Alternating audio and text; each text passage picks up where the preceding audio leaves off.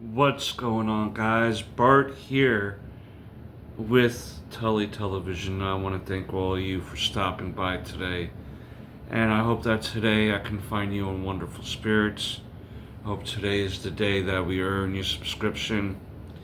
We're going to be going over Absolute Batman Annual #1. I was trying to get some of these one-shot Absolute specials before I went on to Absolute Batman #9.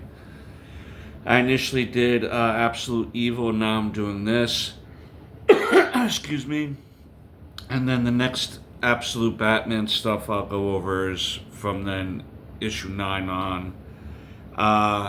This will be part of the Absolute Batman playlist that we've grown together. I hope that you enjoy it. I hope that you enjoy this video. Hope we can get a thumbs up, get a like, all that beautiful YouTube stuff. Seems like we've been held under the thumb of the algorithm as of late here for quite some time, unfortunately. They may not like some of the way I talk and stuff. I don't know. I was on such growth spurt here at the channel, and then for this last year, it's really just the last few months even have been one subscriber, when the year before that I gained like almost 200 subscribers. Oh, I know, big numbers, watch out, right? Big Tully coming through.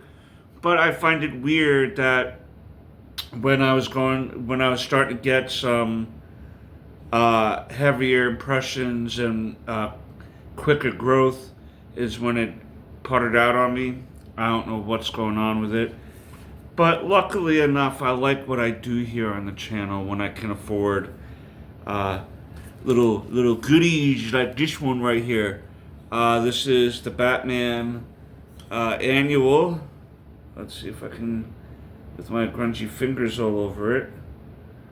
And then the back with the, you can ignore the fingerprints.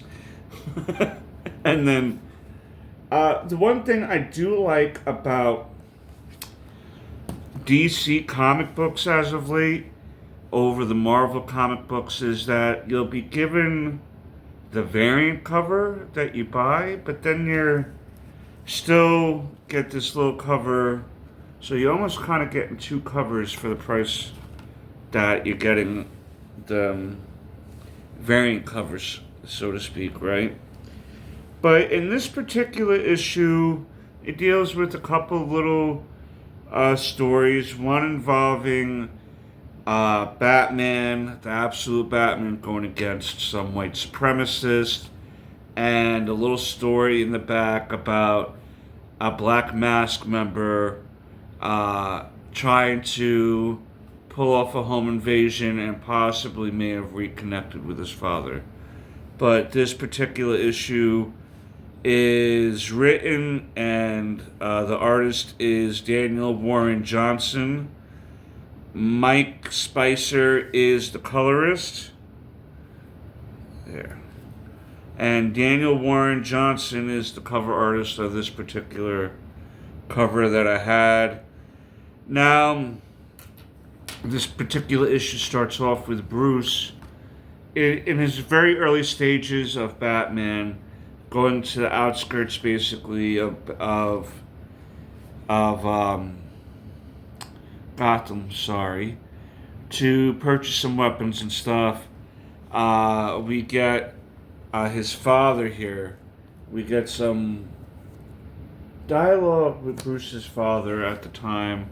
Again, remember, he was only but a school teacher, so his life experience was a little bit more different than if he was going to be the billionaire business owner that he was before Bruce took over the Wayne enterprises, so to speak, the Wayne Company, right? Here, Bruce's father is a teacher and a very different outlook on life and stuff like that, but this issue goes back and forth to Bruce taking down basically a white supremacist group, and going back and remembering some of the issues that his father had taught him about the world. There's not going to be too many people, unfortunately, in our life that really are about sticking up for people and or having the willingness to stick up for people that are weaker than you. You know, you have Batman doing his little purchasing of firearms and stuff, and we see that there's this group of people messing with immigrants. There's this immigrant camp that started a few months back at the time of the story. They were going to be working at some business, but the business closed down, and now these migrants, these people who aren't going to have a place of their own, are stuck here now, okay? And the citizens of Gotham, of the fairer skin, you know what I mean? The whiter skin are getting tired of dealing with the migrants or the immigrants. They don't even care if they're legal, not legal, working, not working. So you can't even make an argument for them to where they're saying, oh, well, these migrant workers are working, so we'll leave them alone. But what about these guys that are trying to suck the resources out of our country or town or whatever like that? It's not even something like that even, where you can kind of still get the gist of what's going on.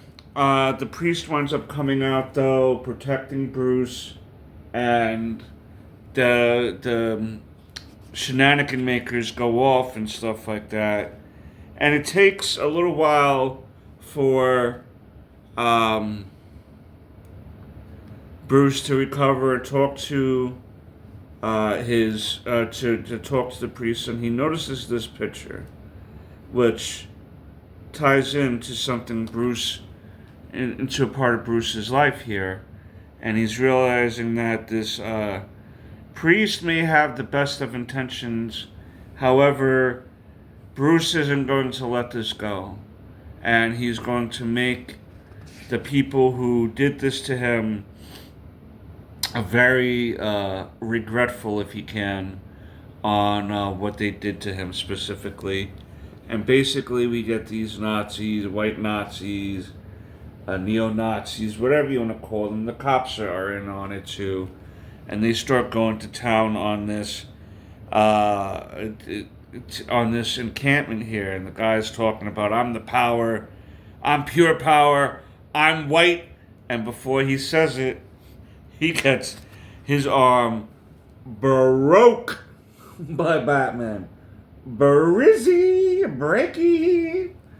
Yo, that arm is going to take months to recover, brother. Bro, look at what he's doing to this man's face. My God, my guy. Do I need to even say what's going on here? Holy moly.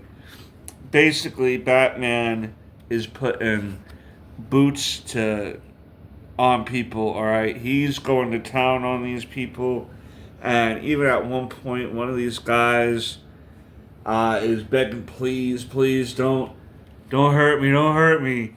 But Batman ain't hearing all that. He ain't hearing it, because this is his way. And he just keeps on going. This Batman, one of the big differences of this Batman and the Bruce Wayne we know is that this one is a little bit more brutal. Okay, he's a little bit bigger, a bit bigger, beefier, and he beats the crap out of a lot of these guys here, right? Without even caring about the condition he's leaving them in afterwards. Now, again, we got to remember this is in the absolute universe, so things are a little bit more absolutely brutal. But Batman ain't done yet. He shows up at this factory, starts some of the machinery here, and basically the Batmobile makes its first appearance here. One of the first Batmobiles. Of course, Batman takes his vehicle and fixes it, modifies it later on, and everything, and basically puts this white supremacist group out of order. And near the end, um, he kind of just looks at the guy, the priest, and kind of just is unsure why he would save them, but he does, and just kind of just leaves the priest and these people where they're at. You know what I mean? Because now it's done. It's highly unlikely these white supremacists will attempt this again. And as we finish off with the flashback of Bruce and his dad talking, we realize that the priest is a friend of his father, Bruce, and that's why he decided to help that night, because it's as if he felt like his father sent them there to help his old friend. Maybe Bruce's dad knew that his friend needed a little extra strength vitamins or something, right? Get these guys out of there, these white supremacists out of there, and basically leaves Bruce to just break down and, just kind of then leave himself at the at the new Batmobile, so to speak. All right, and just kind of ponders everything that has happened with his life and everything. And so here we get the secondary story called Sanctuary, and basically it's about the Black Mask members, one of them coming back to this place, right, in order to steal stuff that's out of here. Alright, and we wind up finding out that the man who is here, who lives here, is the father of the guy trying to lead the home invasion here. We see Batman roaming around. And we find out again, like I said, that the guy leading the heist here, the home invasion, is the son of this guy. He finds out his mother's dead, and it winds up really being the son kind of being a true blue jerk and allowing these guys to attack his dad, trying to attack his father's home, and trying to take things out of the father's home. Makes you think about what are some of the things that this son had to deal with if he felt like this was the way to treat his father.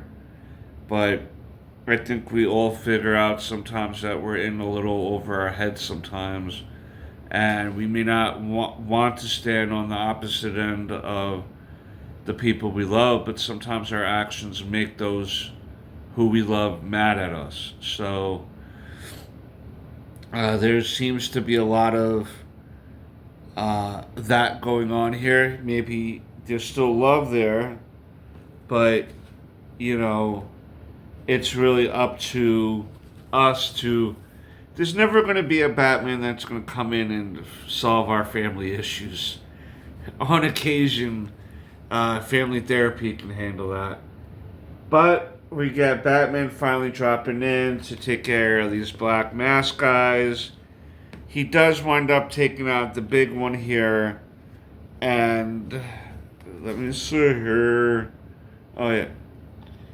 And winds up pulling the grenades near him, essentially blowing them up. The bigger guy, and then leaving the father and the son there to kind of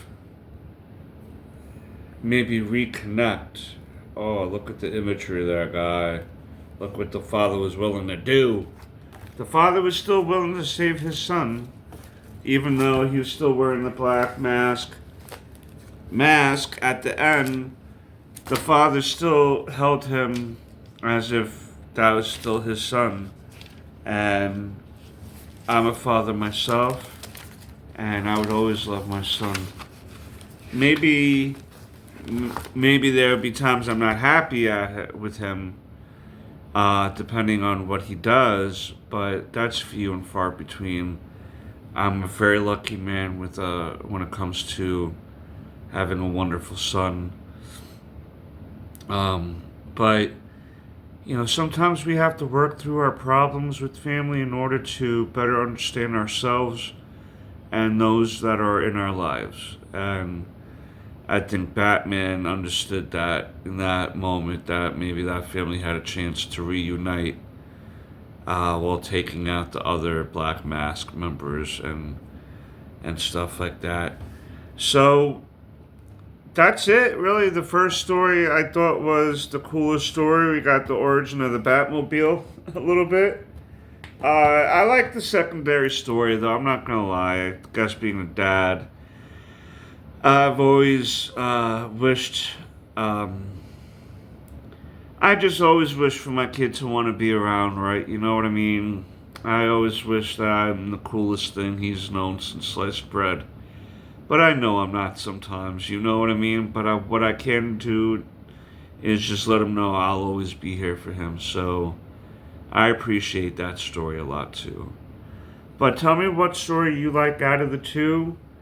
Um, we'll get into issue 9 soon, the beginning of the Bane story, and then eventually the Joker story.